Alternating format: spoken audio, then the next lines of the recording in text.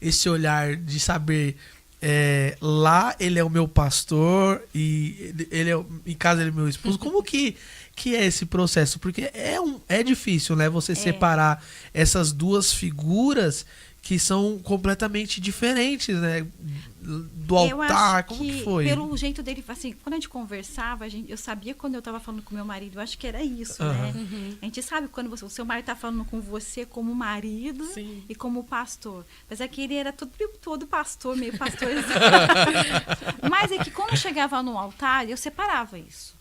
Porque a gente é mulher, e se eu falar para você que não tinha dia que você queria, né, pegar, enforcar mais. Normal. É normal. Gente, a gente era muito verdadeiro. E quando a gente brigava, às vezes alguma coisa acontecia assim, ele falava no altar da igreja.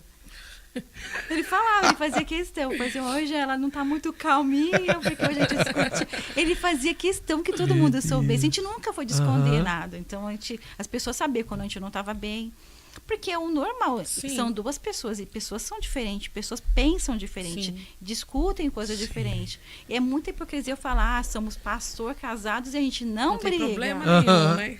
Gente, não acontece isso, não. Seria muito bom, a né? gente é crente. Sim. A gente discute. Mas a gente sabe o horário de parar. A gente sabe quando tá... Né, reconhecer o erro do outro. E assim, o apóstolo é muito legal, porque ele pedia perdão, né? Ele ficava assim, primeiro quando ele estava errado, ele ficava assim, você vai me pedir perdão, não? Eu queria enfocar ele. Eu falei, você que errou, eu que tenho que pedir perdão. Mas sobre a gente conversar muito, então eu sabia diferenciar. Né? A gente sempre precisa diferenciar quando era o pastor, quando era o esposo. E na igreja, eu entendia que ali era o tempo dele ser pastor, de ele atender pessoas. Porque se você ficar, também você fica louca, né? Porque era tanta gente e ele fazia questão de conversar com todo mundo. A gente sempre foi o último que sair da igreja. Nossa. A gente era o primeiro a chegar e o último a sair. Ele fechava a igreja. E a gente falava assim, tinha culto que falava, hoje a gente vai sair mais cedo. Vamos sair mais cedo, porque amanhã a gente tem que fazer isso. É a mesma coisa que eu falar assim, vamos sair o último de novo?